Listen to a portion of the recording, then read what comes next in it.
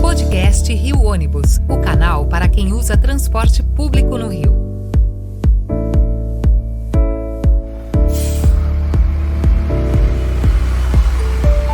Bem-vindo ao podcast do Rio Ônibus, o seu ponto de encontro para conversas sobre mobilidade urbana, transporte público e as histórias que movimentam o Rio de Janeiro. Eu sou Paulo Valente, diretor de comunicação do Rio Ônibus, e te convido a embarcar com a gente nesse bate-papo que conecta você à nossa cidade. A pauta de hoje é segurança viária, um tema fundamental para quem vive, se desloca e trabalha nas grandes cidades. E aproveitando a Semana Nacional do Trânsito, que começou no dia 18 e vai até o dia 25 deste mês, vamos conversar sobre os desafios que envolvem o aumento no uso de motocicletas nas vias urbanas e a urgência de soluções para reduzir acidentes e salvar vidas. Para essa conversa, recebemos Diogo Dias Lemos, arquiteto e urbanista, formado pela USP, coordenador executivo da Iniciativa Bloomberg para a Segurança Viária Global para o Estado de São Paulo e Campinas. Seja bem-vindo aqui, Diogo. Muito obrigado por aceitar o nosso convite. Muito obrigado, Paulo, e todos os ouvintes do podcast Rio Ônibus. É um prazer estar aqui, numa semana tão importante, falando do maior problema do trânsito que existe no mundo, que são as mortes e lesões graves.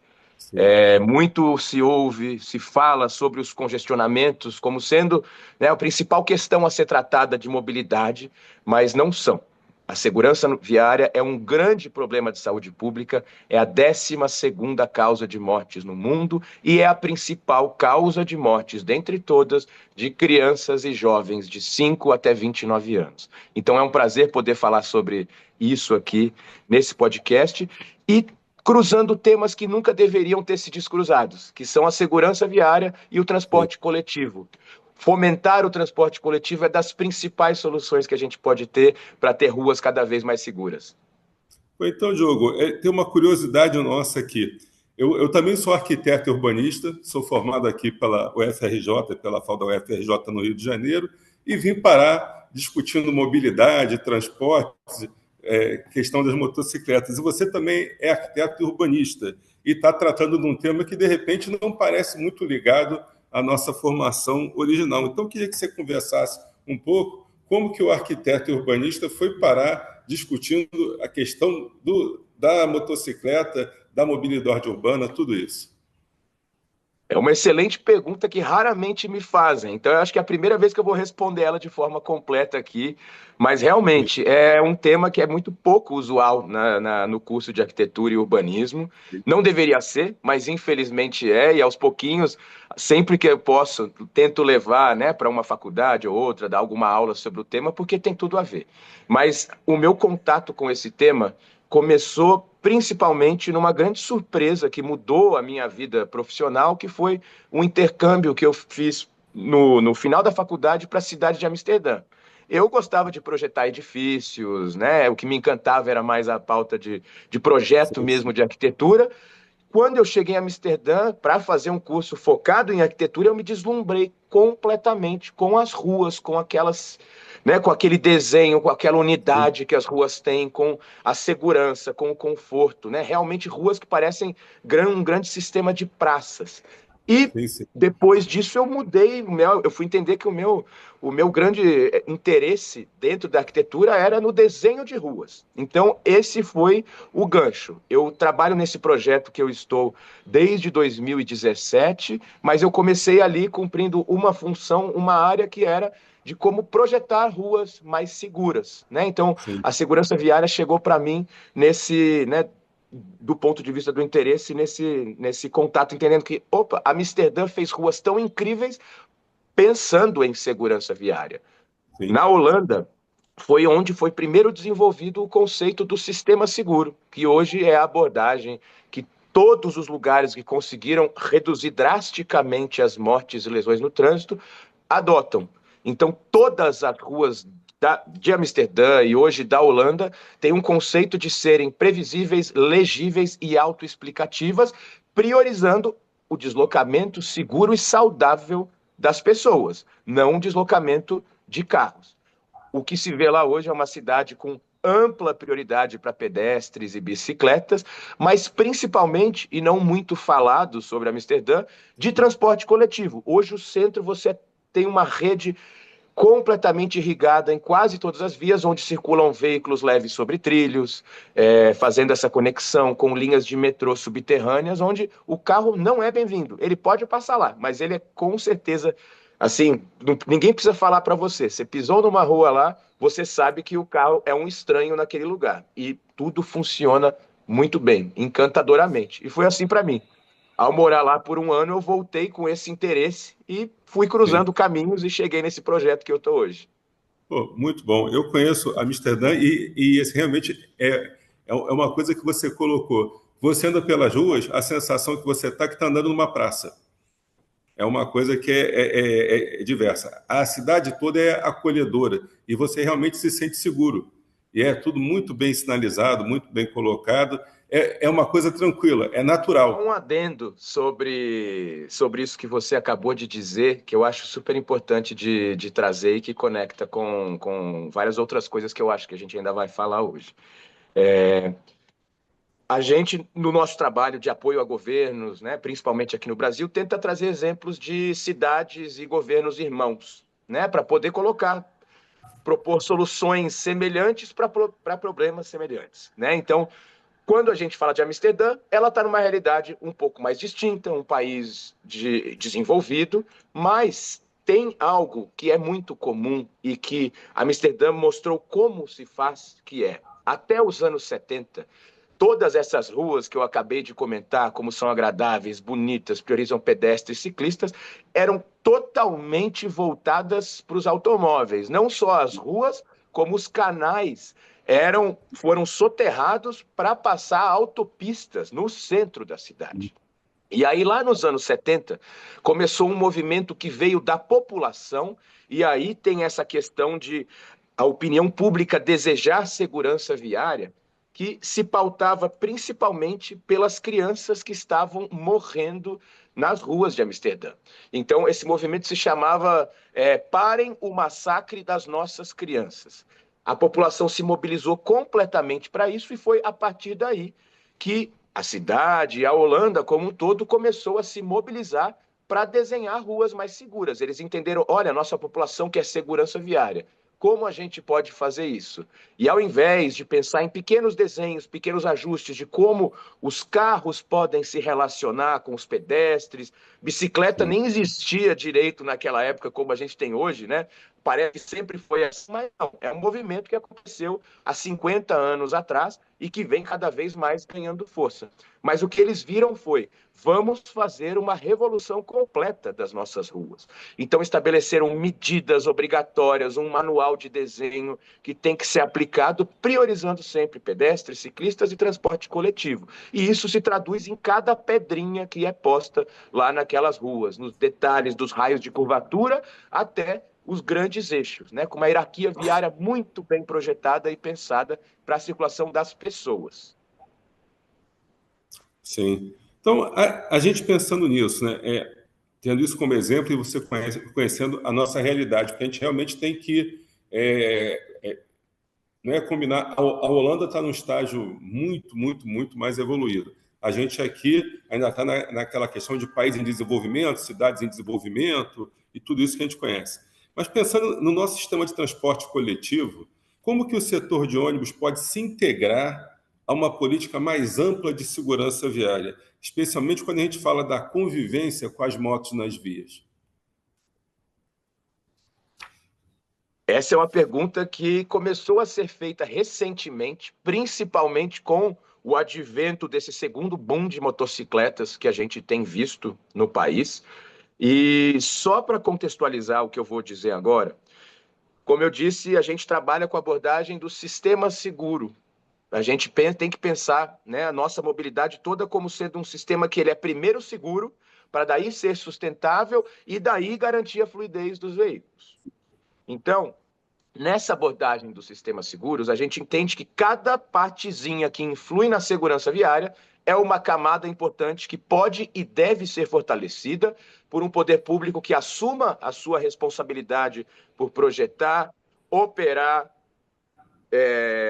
fiscalizar, enfim, todas as competências que o poder público tem, as nossas vias, entendendo que as pessoas não são culpadas pelos sinistros que sofrem, pelas mortes e lesões que acabam sofrendo nas nossas ruas. Elas são usuárias desse sistema, e o sistema tem que pensar que elas vão cometer erros, e pensar o que a gente pode fazer que haja direto na raiz para reduzir os riscos, para zerar os riscos das nossas vias, para que as pessoas possam utilizá-las. E agora, fazendo gancho com exatamente o que você perguntou, quando a gente fala de como o sistema de ônibus pode se integrar com a segurança viária, pensando principalmente nas motocicletas, a primeira resposta que eu te dou, a menos detalhada e mais estrutural, é fundamental a gente ter um sistema de transporte coletivo extremamente fortalecido, que seja atraente para a população e atraente do ponto de vista, né, de como a pessoa se sente dentro do veículo, do tempo de deslocamento que ela vai ter, da frequência com que ela vai poder usar esse sistema sem ter que esperar muito para chegar,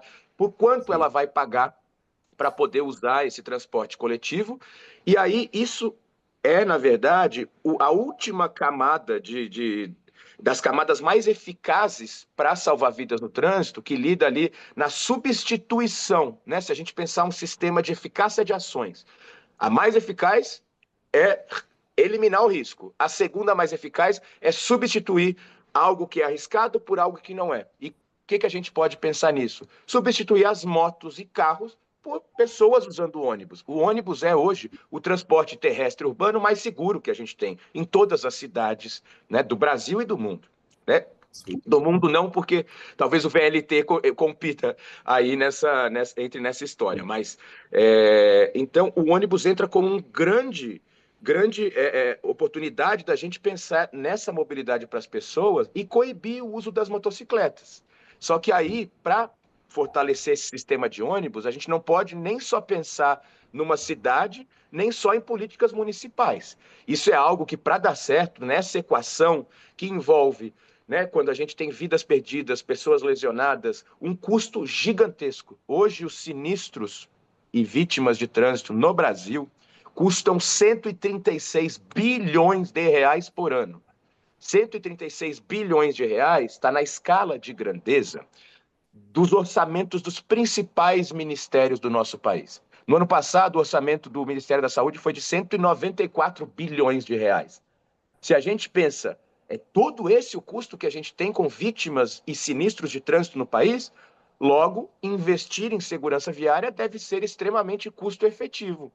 E mas para poder a gente, né, realmente ir pensando em ações que genuinamente salvem vidas, não tem como não passar por políticas de fomento ao transporte coletivo, de fomento ao ônibus. E isso tem que passar pelo nível nacional, porque nessa equação os custos e gastos não vêm só ali do ambiente urbano, do ambiente municipal, vem de todos os outros, do estadual e principalmente do federal. Então, essa é uma questão que está diretamente ligada. Eu te trago aqui um exemplo muito rápido da Cidade do México, né? Eu falo aqui da cidade de São Paulo, que é, né, a maior cidade do país, Rio de Janeiro, a segunda maior cidade do país, mas a cidade mais comparável a São Paulo no planeta, que são cidades irmãs gêmeas, é a Cidade do México.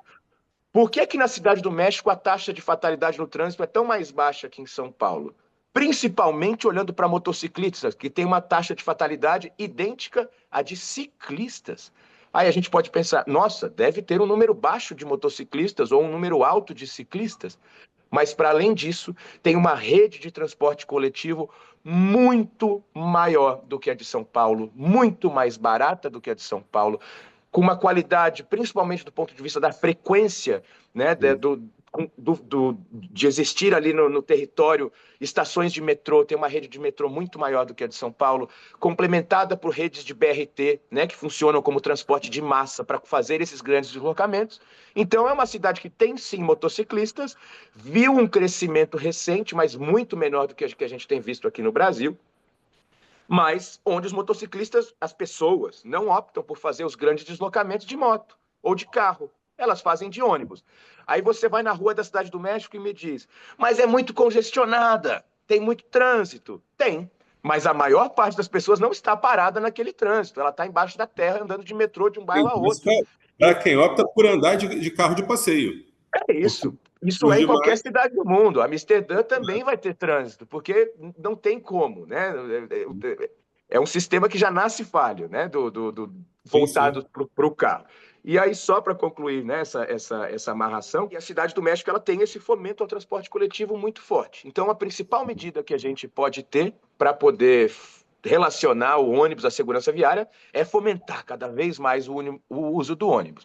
Para além disso, tem algumas questões de segurança viária, né? Principalmente, que aí eu posso trazer um exemplo ou outro para complementar. Por exemplo, os ônibus em geral são das prefeituras ou são contratados das prefeituras e operados pelas prefeituras ou pelas concessionárias, né? Pelas empresas que atuam ali, né? Contratadas. Mas é um transporte coletivo público. Logo, um dos compromissos que deveria ser assumido pelo poder público é todo o transporte público, seja para o cidadão coletivo, seja os transportes da prefeitura mesmo, né, de carros da prefeitura, de polícias, de ambulâncias, enfim, né, deveriam ser seguros, deveriam ser exemplos de segurança. Então, sinistros envolvendo ônibus, né, ou motoristas de ônibus, não deveriam acontecer com frequência, deveriam ser a exceção da exceção. Então, aí cabe um movimento do poder público de treinamento, capacitação, exigência, que assim como a gente fala dos aplicativos que estimulam os motociclistas, entregadores e mototaxistas a acelerarem para as entregas, o mesmo semelhante acontece com os motoristas de ônibus com os seus tempos. Então, a gente tem que trazer para essa equação a segurança. Não pode ser só a fluidez. Mas é só um complemento a essa questão da segurança que dá para fazer já, que não depende de uma equação grande, né, nacional para resolver essa questão. Né? Mas o fomento ao transporte coletivo é algo fundamental para a segurança viária como um todo no planeta. Perfeito. Eu tenho uma pergunta aqui que é a gente avaliar o papel das motocicletas nesse cenário atual, né, das grandes cidades. Por que é que elas se tornaram esse ponto tão sensível nessas discussões sobre segurança viária?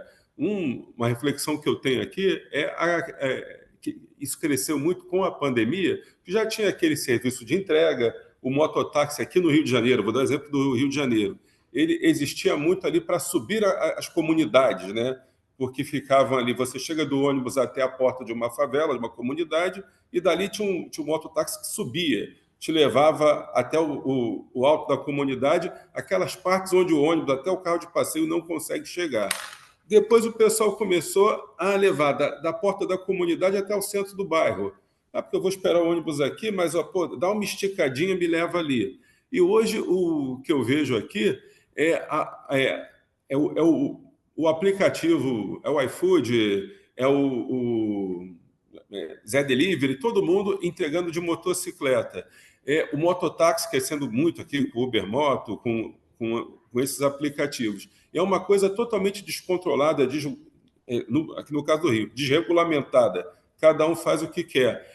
E, para agravar, como o trânsito está caótico, o que é que acontece? Até os assaltos agora, quando você vê tudo que é assalto agora, tem motocicleta envolvida. O pessoal chega de motocicleta para furtar o celular, para furtar a loja, para tudo tem a motocicleta.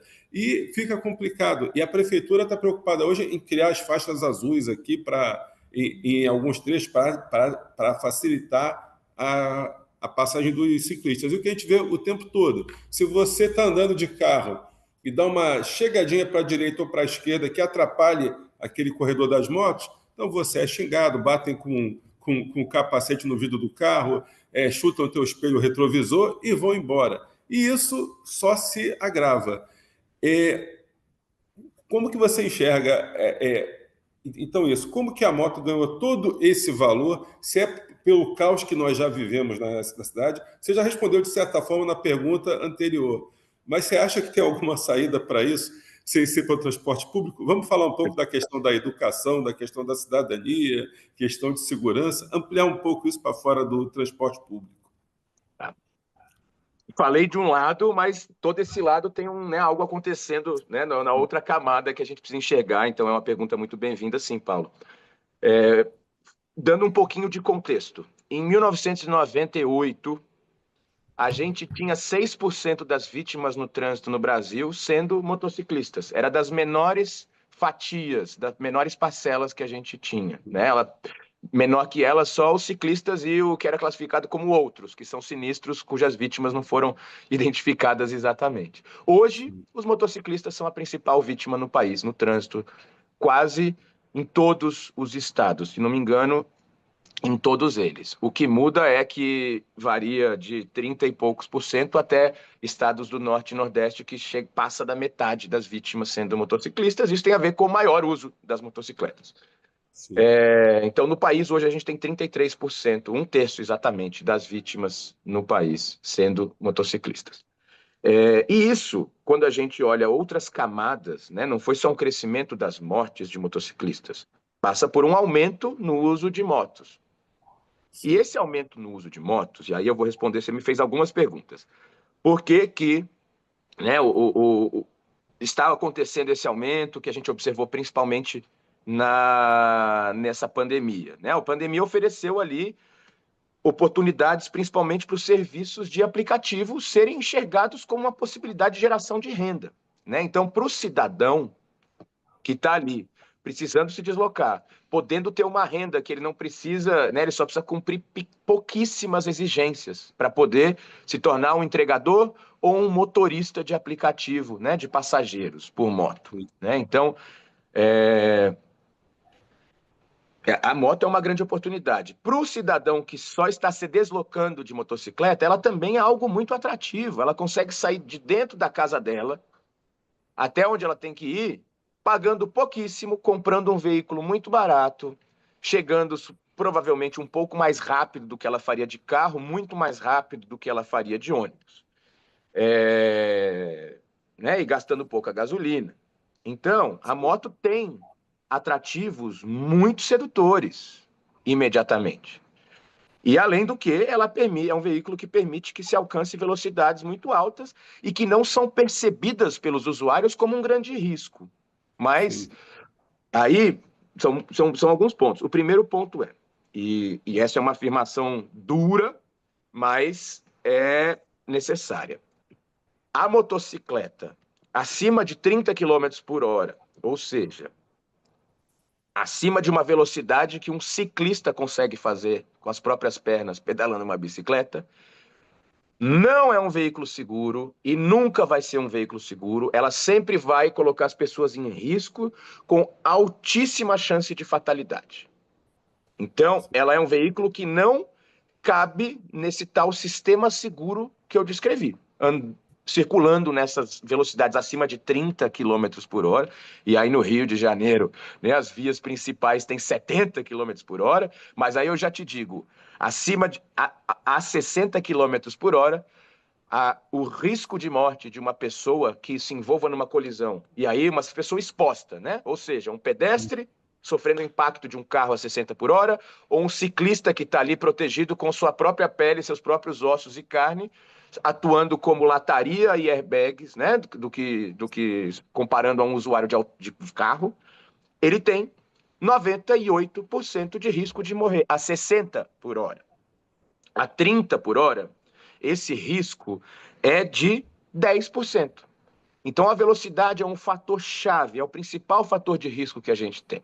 Só que as motocicletas não são feitas para circular a 30 por hora e quem compra uma moto não quer circular a 30 por hora. Ela quer ir na mesma velocidade que um ônibus ou mais ainda que um carro vai nas autopistas e grandes avenidas da cidade. Então, só para poder dar esse contexto do que a moto representa.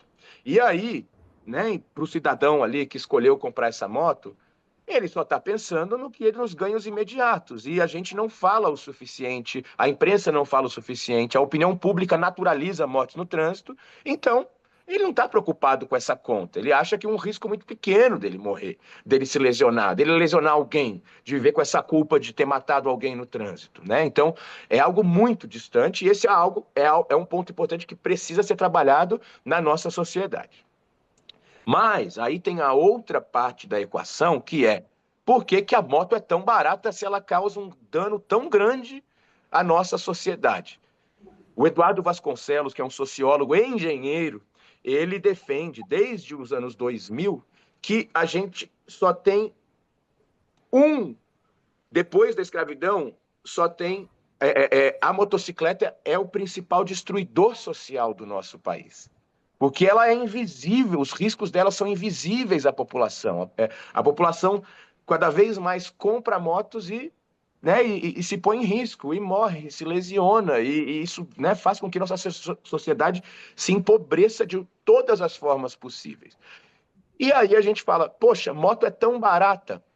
Desde os anos 90, mas principalmente no início dos anos 2000, a motocicleta, que já era um veículo barato, se tornou mais barato ainda, com todas as isenções de impostos possíveis. Então, o que eu estava dizendo sobre, né, a gente tem que fazer a equação completa da mobilidade e fomentar o transporte coletivo e infraestrutura segura nas nossas vias, a gente está fazendo o oposto. Não cobrando infraestrutura segura nas nossas vias e fomentando o transporte individual motorizado, principalmente as motos. Isso é um erro gigantesco. Então, enquanto a produção de motos no Brasil aumentou em 24 vezes, tivemos 24 vezes mais veículos produzidos nos anos 2000, a gente teve um aumento de mortes de motociclistas. Você chuta quanto, Paulo? Mais de 50%. De 24 vezes, muito mais de 50%. Então, sei lá. É uma curva que acompanha o aumento do uso da moto. O risco é intrínseco a ela. Então, aí esse é o outro ponto-chave para, né, para responder essa questão. Então, realmente, para a gente ter um sistema que seja seguro, não bastam medidas paliativas. Mas aí a gente entra na questão, ok, mas a gente vive num ambiente, num mundo em que todas as decisões são políticas. Então, o que a gente pode fazer? Como especialista em segurança viária e em políticas públicas, a gente tem que trabalhar políticas que funcionem em curtíssimo, curto, médio e longo prazo. E elas têm que se conectar, né? Então, o que dá para fazer agora? O que dá para fazer agora pelo poder municipal, né? É olhar para essa questão e tentar regulamentar de alguma forma, né? Então, por exemplo, os aplicativos, as grandes empresas de aplicativo, hoje pautam as questões e fazem o que elas querem. Sim. Elas dizem estar interessadas em segurança viária, mas elas não pensam, ou, né, quer dizer, elas pensam, provavelmente, né, mas elas não querem adotar medidas que, de fato, trariam mais segurança, não só para quem está usando o aplicativo delas, para quem está pilotando as motos, né, ou quem está ali ganhando por isso, mas para o sistema como um todo, né? Então, para começar, eles têm inúmeros dados que poderiam colaborar nesse sistema. Eles têm capacidade de saber as velocidades que os motoristas estão operando. Eles têm condição de demandar treinamento. Eles teriam condição de fazer treinamento, mas não fazem porque aí isso consideraria um vínculo empregatício. Sim. São muitas questões ali que quem consegue pautar, não sou eu, não é você, na Rio Ônibus, é o poder público. Qual? Todos. Municipal, estadual, nacional. Teria que ser feito, mas aí entram os grandes interesses econômicos por trás dessa questão que é isso. Hoje a moto, como você falou, foi se tornando essa cultura. Antes ela entrava onde o poder público não entrava com transporte. Né? Nos morros, começou ali, né? E aí realmente a pessoa vai subir 1 quilômetro acima, né? Numa ladeirona, sendo que tem uma moto. Poxa, entra ônibus? Tem teleférico? Não tem. Por exemplo, o México enfrentou essa questão, a Colômbia enfrentou essa questão, botando teleférico em várias comunidades. E funciona, e é atrativo para as pessoas. Funciona 24 horas, né? Então, são coisas que realmente a nossa pergunta tem que ser o que o poder público tem que fazer. E aí, só respondendo uma última questão que você falou, eu sei que eu estou me alongando muito, mas eu acho que essa é a principal questão que a gente vai ter aqui hoje, né? Que você falou, né, de medidas ali de mais educativas, de cidadania, de conscientização, né? Voltando para aquela tal pirâmide da eficácia das ações, a gente tem que dar conta de ter todas as medidas nessa pirâmide. Só que a base dessa pirâmide, eu vou tentar ilustrar elas, né, de uma forma de quem está só nos ouvindo consiga visualizar. Lá embaixo, e menos eficaz, a gente tem as medidas de proteção individual, os EPIs, né, que são capazes, principalmente pensando em motociclistas. Pedestre deveria ter, mas não usa, né? Enfim, não tem como. Né, para poder se proteger nesse imenso risco que a gente vive nas nossas ruas. capacete, luva, jaqueta. Mas isso é para quê? Para funcionar depois que um sinistro ocorreu. E a gente não Sim. pode pensar nisso, a gente tem que pensar em evitar os Em sinistros, evitar o né, sinistro. ao máximo. Mas vai deixar de usar? Não vai, isso tem que ser fomentado e exigido. O uso de capacete é um dos principais fatores de riscos colocados pela Organização Mundial da Saúde, e tem que ser cobrado e tem que ser fomentado. Mas o poder público não pode parar aí, ele tem que pensar o que eu posso fazer para reduzir o risco de alguém numa motocicleta ou um pedestre, né, sofrer uma colisão por uma moto. Depois disso, a gente tem a, as questões processuais, né, em que a gente trabalha principalmente a comunicação com a população. Né? Então, a gente tenta mudar o comportamento. Só que isso passa o tempo todo por escolhas individuais. E como eu falei, as pessoas vão cometer erros. A gente nunca vai ter um sistema em que o cidadão não cometa um erro. E o erro pode não ser algo grave, pode ser uma distração. Falando aqui, pode ser um ônibus que passa a cada hora, que está no outro lado da pista e que se você não correr e atravessar, você não vai pegar. Mas a pessoa não deveria passar por essa situação. Né? O poder público tem que pensar, inclusive, nesse raciocínio para coibir essas decisões erradas das pessoas. Mas os processos incluem normas, fiscalização, definição de limite de velocidade. O limite está lá, mas não tem nada fisicamente impedindo a pessoa de acelerar na moto ou no carro. Mas está lá. O que a gente pode fazer para a pessoa cumprir essa regra? Fiscalizar é uma opção, uma opção muito boa, né? Criar um sistema de fiscalização em que as pessoas se sintam coibidas de fazer comportamentos de risco e entendam que a fiscalização está lá para salvar vidas e não para multá-las. Né? Então, Sim. isso são as partes processuais. Mas aí a gente entra nas outras 3 camadas, que aí sucessivamente são muito mais eficazes. A primeira delas é engenharia. Né? Isolar as pessoas do risco, ter calçadas amplas, ter um ponto de ônibus sempre com uma faixa de pedestre segura, semaforizada se for numa via muito movimentada. Essas medidas, de fato, criam espaços e mexem no comportamento das pessoas, ou chegam a proteger literalmente, né, fisicamente as pessoas. Então, a gente tem essa escala. E depois disso, volta para o que eu estava falando lá do ônibus, que são as 2 camadas de proteção absoluta, que é a substituição, tira a pessoa da moto, tira a moto do sistema, tira um carro que mata muito do sistema, bota no lugar mais seguro, no ônibus, a pé, na bicicleta. E, por último, a eliminação, né? Que aí, isso daí é a hierarquia de controle de risco que a gente usa na engenharia, né? Principalmente na saúde pública, a gente trabalha com essa pirâmide, que dá para fazer esse paralelo para a segurança viária que eu estou fazendo, mas que aí entra na restrição de veículos motorizados em áreas sensíveis. Né? Então, é claro que a gente ainda não consegue pensar um sistema que não tenha veículos motorizados. Né? Não é isso que eu estou falando, mas existe essa possibilidade em alguns locais. Né? Então, por exemplo, se a gente vai ter um terminal de ônibus, a gente tem que entrar com muita engenharia, medidas de acessibilidade, travessias próximas para os pedestres não terem oportunidades de atravessar em espaçamentos dignos de travessia, que não tenha que andar 1 quilômetro para dar a volta e chegar no terminal, reconhecer que vai ter um movimento de pedestres grandes, ter ciclos semafóricos que ofereçam, né, tempos em que as pessoas escolham respeitar e velocidades baixas nesses lugares, em que a prioridade seja, de fato, para as pessoas que estão chegando e que vão usar, né, o transporte coletivo, por exemplo. Mas aí eu falo também de escolas. Por exemplo, toda escola devia ter portões em ruas com velocidade baixa, com moderação de tráfego, com medidas moderadoras físicas, né, de engenharia, com travessias de pedestre, com todas as garantias que são possíveis e que a gente sabe que salvam vidas. Né? Só que isso está muito longe. Né? Então, isso foi muito o que a Holanda fez, né? O que a Amsterdã fez, de trazer pela transformação das ruas, e isso é lidando com a parte da engenharia, isolando as pessoas do risco, mas garantindo uma mobilidade segura em primeiro lugar, mas com externalidades positivas que passam por ser uma das cidades mais saudáveis do mundo, com uma população que caminha e pedala todos os dias, com um ar extremamente agradável, pouco poluído, em que se respirar lá, né? A pessoa São várias coisas que vão se conectando dentro desse sistema seguro. Fui longe, mas tentei passar por todos os pontos que a gente costuma trabalhar dentro dessa abordagem, Paulo.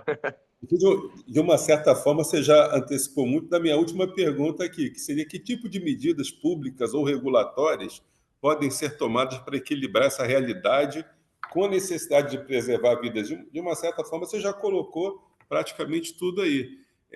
Eu acho que é mais ter realmente uma vontade política, eu vou colocar a minha opinião, aí você comenta, ter uma vontade política de fazer acontecer, porque hoje tudo isso passa por decisões, olha, mexer no traçado urbano, cuidar aí da questão da educação, coibir realmente aí o uso, você falou até da eliminação, mas é isso, em certos locais você realmente fechar, eliminar. A gente tem um exemplo aqui bacana, a gente teve outro dia aqui, a equipe participando do Rio Innovation Week.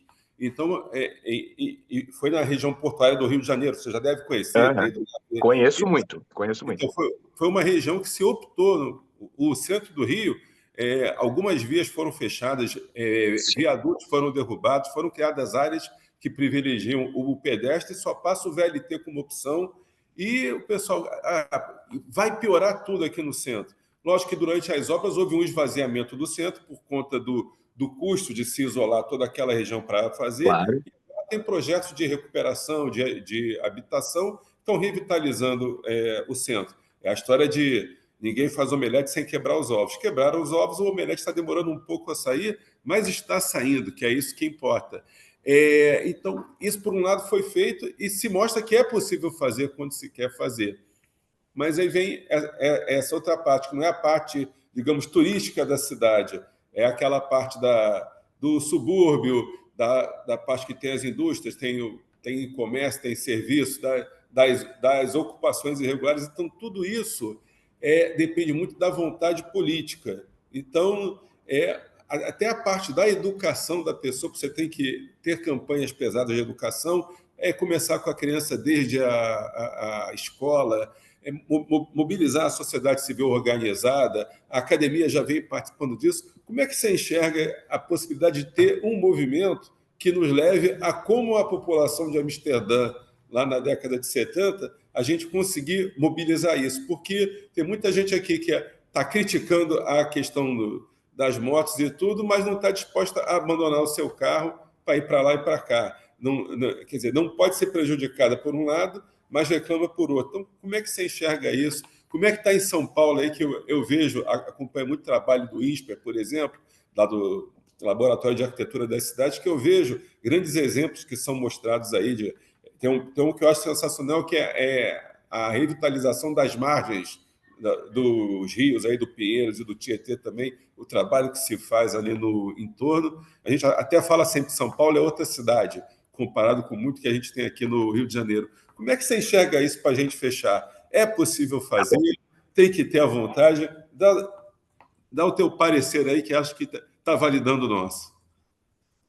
Tá bom, Paulo. Eu acho que é possível fazer. Eu, inclusive, né, estou há muitos anos trabalhando com isso, porque eu sou um otimista e eu vejo, né, possibilidades, e isso não é uma grande ilusão. Eu tenho muitas referências, então eu vou até sair rapidamente de Amsterdã para a gente, né, aterrissar num lugar mais palpável, né? Então eu vou trazer como exemplo que na última década foi, eu acho que o maior exemplo no planeta de transformação de mobilidade segura e saudável e sustentável, e pautada por todas as evidências possíveis, né? Olhando principalmente para o impacto principal do nosso trabalho, que é salvar vidas no trânsito.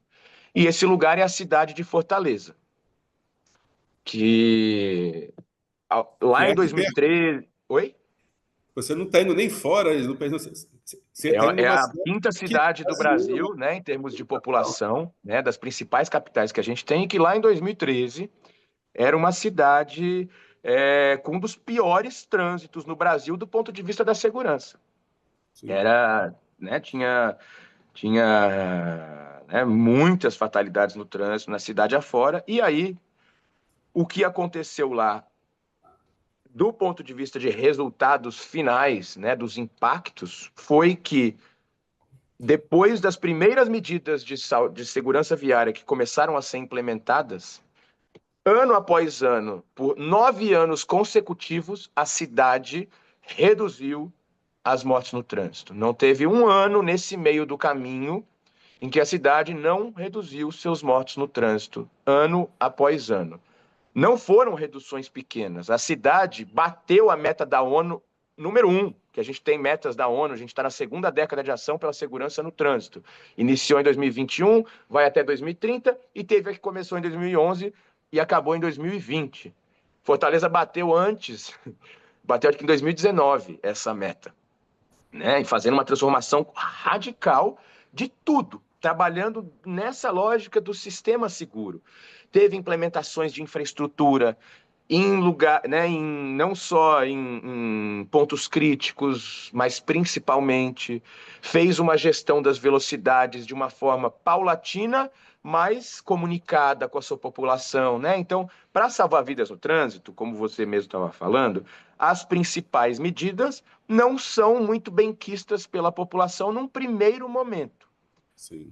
Reduzir a velocidade, multar mais, obras, né, de infraestrutura. Mas, para isso, aí é papel do gestor de tomar a iniciativa e falar, não, eu vou fazer isso para salvar vidas, eu não quero te multar. E aí, o que Fortaleza fez foi muito didático e uma referência que deveria ser mais utilizada no mundo todo, que foi política de gestão de velocidades, conversando com a população, escolheram a avenida que mais matava na cidade, que era leste-oeste, para fazer a primeira redução de 60 para 50 km por hora. Eu não falei aqui ainda hoje, mas 50 km por hora é a velocidade máxima recomendada para vias em ambiente urbano pela Organização Mundial da Saúde. São Paulo adota essas medidas, várias cidades no mundo adotam, e é uma referência global. Como eu te falei, a 60 por hora, a pessoa, caso de colisão e totalmente exposta, tem só 2% de chance de sobrevivência.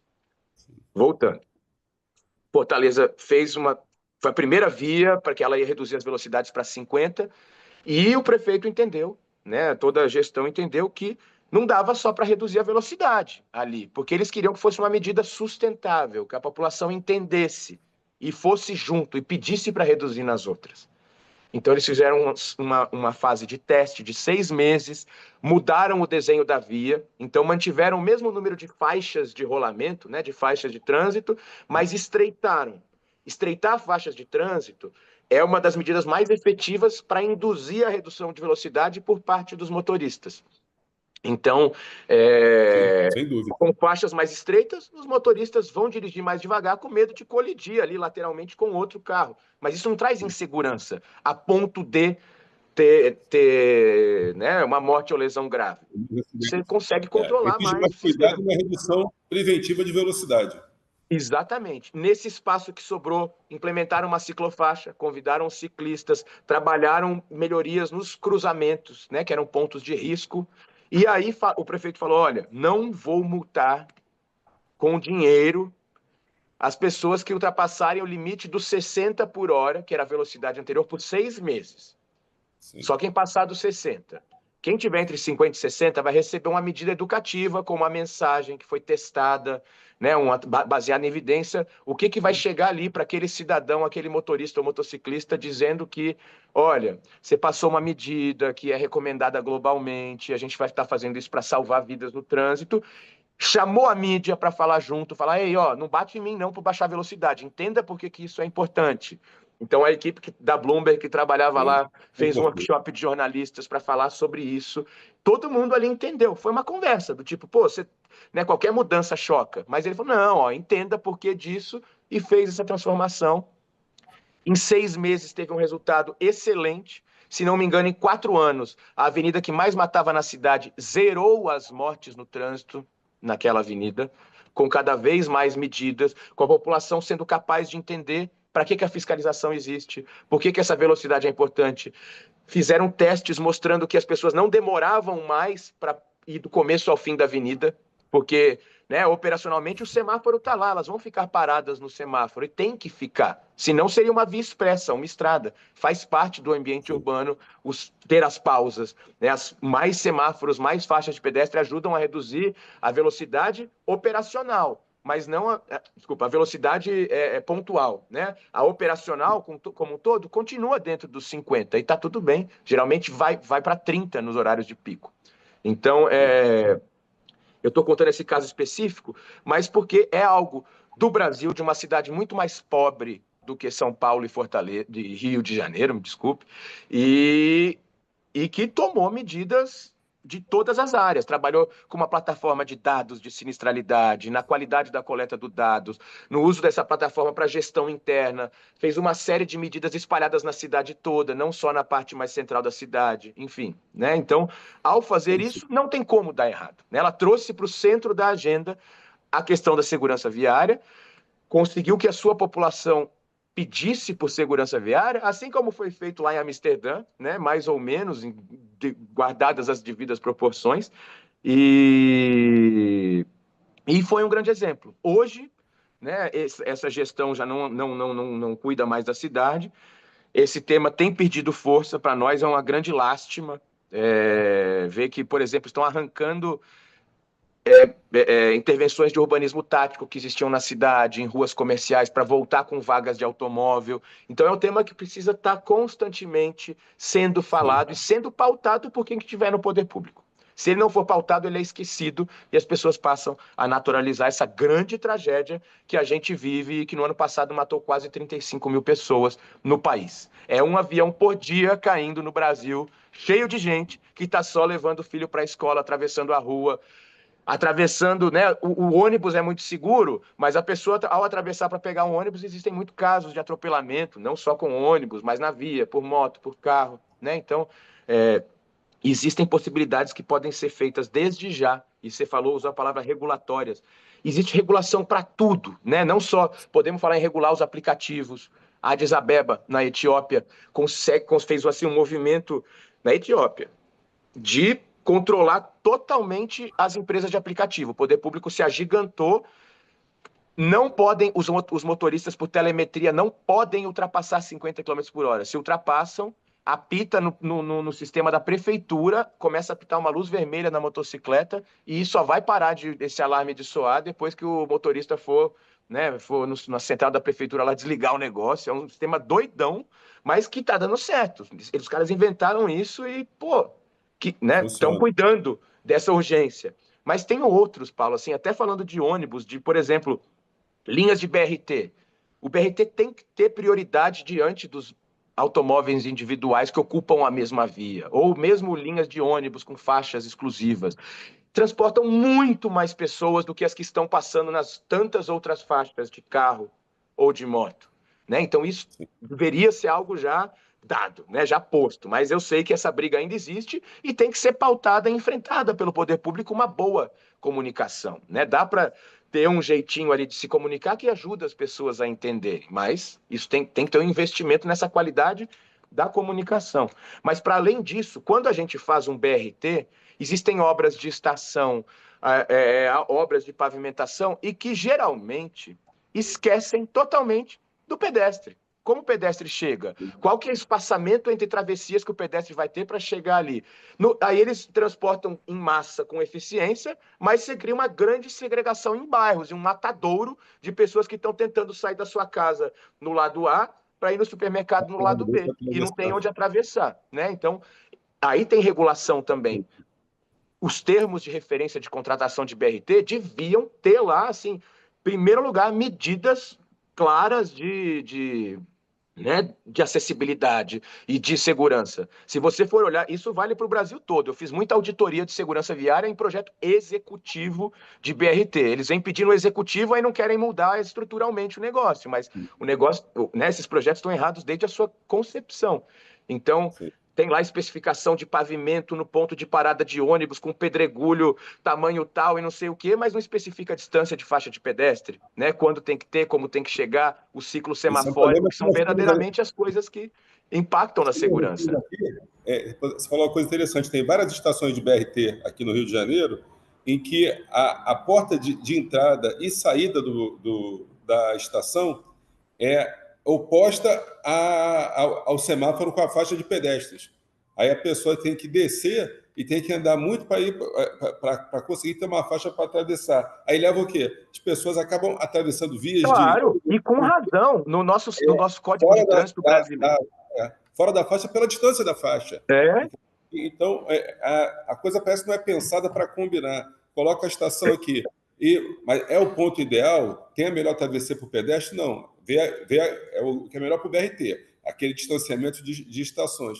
Mas não necessariamente pensam na segurança de quem está entrando e saindo da estação. Aí volta e meia tem isso. Eu não vou nem falar dessas motinhas elétricas agora, essas bicicletas elétricas que estão andando pela rua para lá e para cá, porque o nosso tempo aqui está acabando. Mas uma coisa que você falou, que a gente comentou aqui, até com o pessoal do Observatório Nacional de Segurança Viária, num podcast que a gente fez com eles, é essa questão. Quando cai um avião, é uma tragédia. Caiu um avião, morreram 100 pessoas.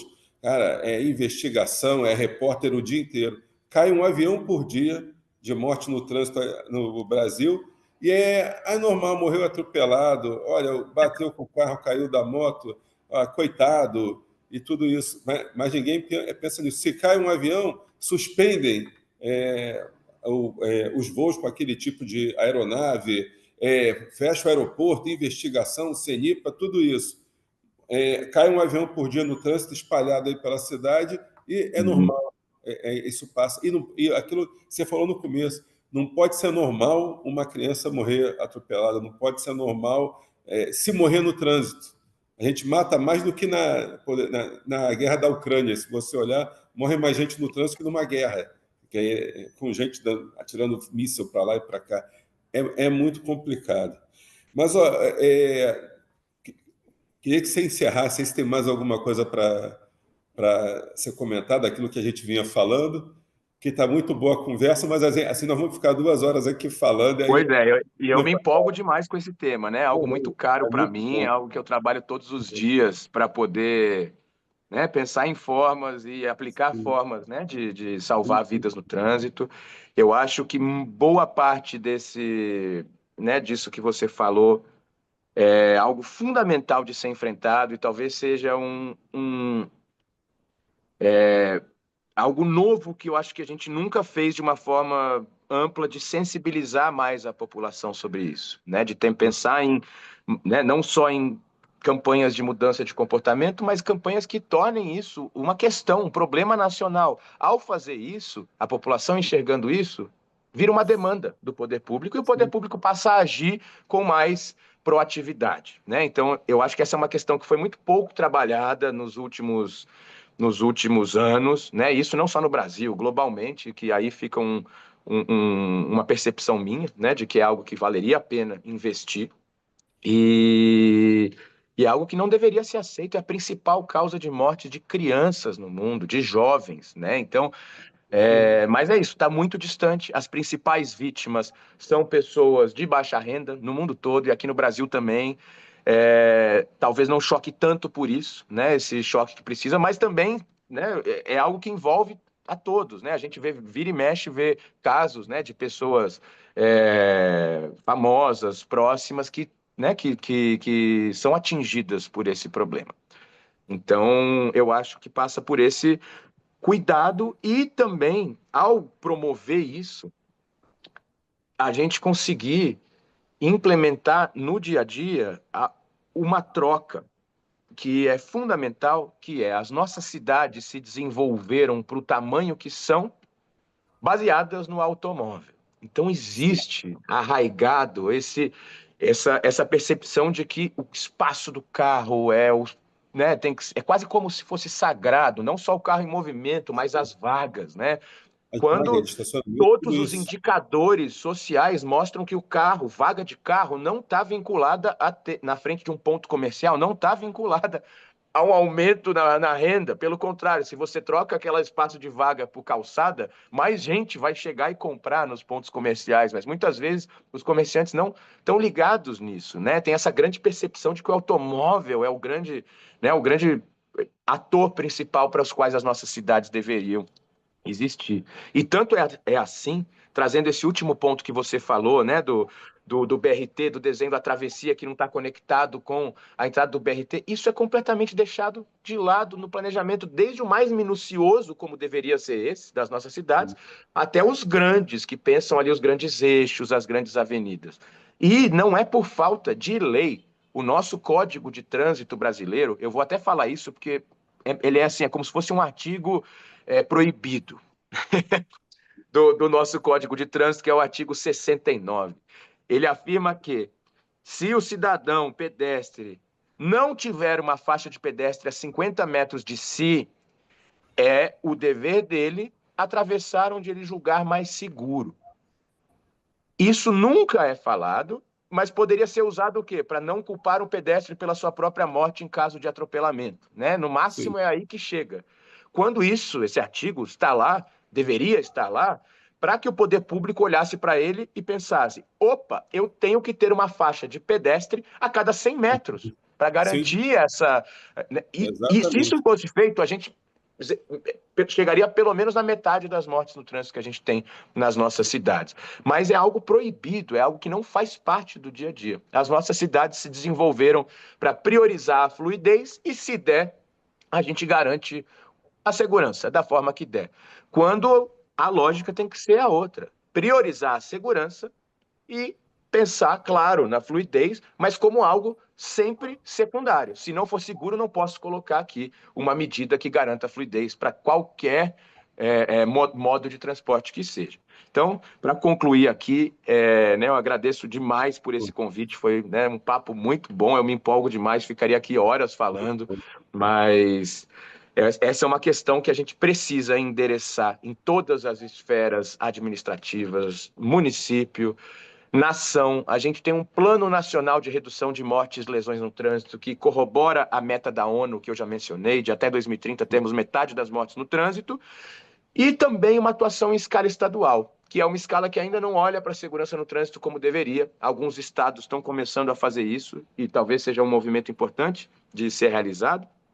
E que a gente possa nunca mais descasar essa conversa do transporte coletivo, do fomento ao transporte coletivo, da melhoria do transporte coletivo, dissociada da segurança. São coisas que têm que caminhar juntas e ter transporte coletivo bom, barato, eficiente, é das medidas mais eficazes para a gente ter cada vez menos riscos nas nossas ruas. Então, olha... Te agradeço, Diogo, em meu nome, em nome da direção do Rio Ônibus aqui, em nome da nossa equipe, e principalmente em nome dos nossos ouvintes aqui. Certamente esse foi um dos papos, uma das conversas mais produtivas para a gente aqui sobre essa questão da segurança viária, porque as pessoas vêm, às vezes, muito com dados técnicos, com a questão só da saúde e tudo, mas essa visão que você tem, que integra transporte público, legislação, vários exemplos, foi muito enriquecedora. Eu tomei nota aqui, tem um papel que eu vou acompanhando aqui, está todo rabiscado. Você já me deu um monte de ideias e de coisas para a gente desenvolver aqui. Então, quero te agradecer mais uma vez pela participação no nosso podcast e tenha certeza que em breve a gente vai voltar a conversar aí, porque eu acho que a gente tem muito para desenvolver. Muito obrigado pela tua participação.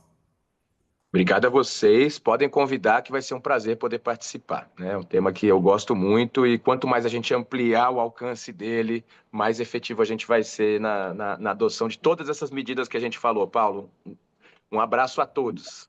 E assim chegamos ao fim de mais um episódio do podcast do Rio Ônibus. Agradecemos a você, ouvinte, por nos acompanhar nesse bate-papo sobre mobilidade urbana e tudo relacionado a ela. Continue nos acompanhando e fique ligado para não perder o próximo destino. Até a próxima. Apresentação e supervisão, Paulo Valente. Roteiro e produção, Peter Barcelos. Produção técnica, One Marketing. Rio Ônibus. Seu dia passa por aqui.